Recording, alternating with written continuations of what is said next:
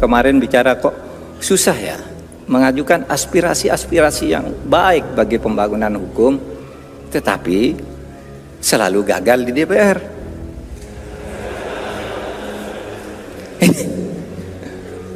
Lalu siapa ini yang salah? Ini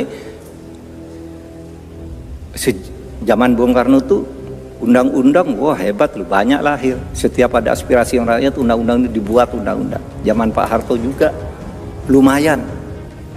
Nah sekarang ini undang-undang penting, nggak bisa lahir. Parpolnya nolak, DPR-nya nolak. Ketika ditanya, le DPR kok nolak? Dan kan bagus, bos.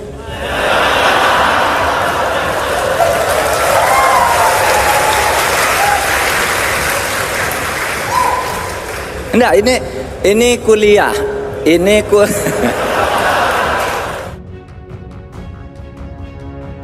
Dalam acara dengar pendapat antara Pak Mahfud MD dengan Komisi 3 minggu kemarin, Pak Mahfud mempertanyakan kenapa lama diputuskan RUU perampasan aset untuk jadi undang-undang. Maka video sebelum ini menjawab dengan terang dan jelas bahwa ternyata yang menentukan anggota DPR adalah para ketum yang harus dilobi para ketum tersebut kalau ingin pemberantasan korupsi tuntas. Karena RUU baru bisa menjadi undang-undang kalau disetujui oleh DPR. Dan kalau para ketum tidak setuju atau belum menyetujuinya, ya lupakan. Akan jadi lama seperti saat ini. Karena sesungguhnya jangan-jangan Indonesia memang para ketumnya tidak ingin Indonesia bebas dari korupsi di Indonesia. Jadi kita kira selama ini wakil rakyat itu beneran mewakili rakyat, ternyata mewakili ketum. Oke, kita lanjut ya. Bayangkan dengan adanya undang-undang perampasan aset, maka para koruptor bisa dimiskinkan selain dihukum mati. Perampasan aset itu penting karena selama ini yang menikmati adalah anak dan istri pejabat tersebut. Jadi kalau koruptornya dihukum mati, hartanya dirampas, keluarganya belajar bahwa mereka selama ini hidup dari uang haram, uang maling. Jangan sok pamer dahulu seperti yang selama ini Anda lakukan seakan-akan dunia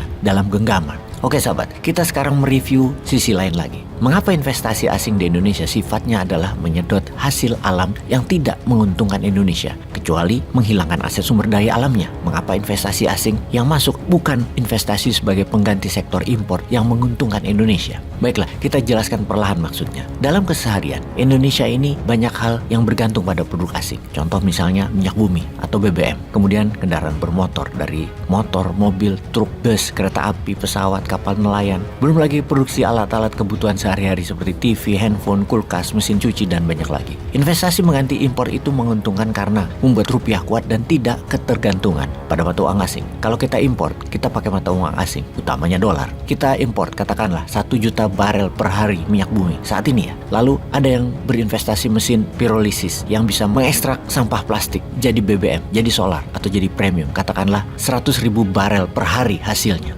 Maka yang tadinya kita impor 1 juta barel per hari, atau kalau harga crude saat ini adalah $80 per barel, maka Indonesia itu importnya, crude-nya adalah 80 juta dolar per hari. Atau 80 juta dolar per hari itu adalah sekitar 1,2 triliun rupiah per hari. Ingat lo ya, triliun per hari. Kalau ada produksi lokal pirolisis tersebut, maka importnya jadi katakanlah 70 juta dolar, hanya 1 triliun. Alias kita hemat per hari, nggak tergantung dolar, 10 juta dolar. Pirolisis karena beli plastik bekasnya rupiah dan dijualnya rupiah, katakanlah harga premium sekarang adalah 10.000 rupiah per liter, maka tidak ada kebutuhan dolar, rupiah muter di rupiah. Itulah yang namanya investasi yang mereplace atau menggantikan impor. Pabrik Tesla kalau di Indonesia, pabrik handphone Samsung kalau di Indonesia, namanya mereplace impor. Itu program dedolarisasi, program penguatan rupiah. Kalau kita bisa perlahan mereplace impor, maka Indonesia akan menjadi negara mandiri. Nah ini yang jadi pertanyaan, mengapa asing tidak invest di Indonesia kecuali yang menjual sumber daya alam? Maka suatu hari nanti pasti Indonesia akan kehabisan sumber daya alamnya. Dan Indonesia tidak bisa bertahan karena kita bukan negara produsen untuk kebutuhannya sendiri. Tidak bisa kita penuhi.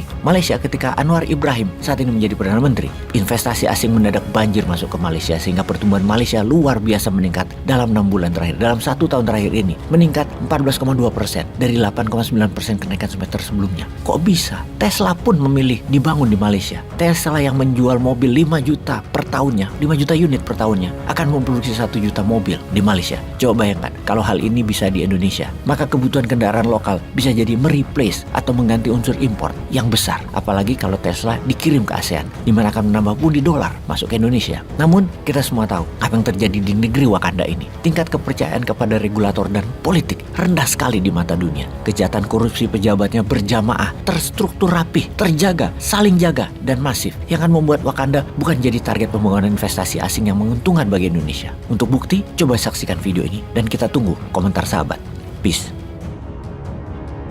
DPR ini Pak, tahu semua orang salahnya Pak, aibnya tahu, tapi kami berdisiplin, tidak mengumbar aib.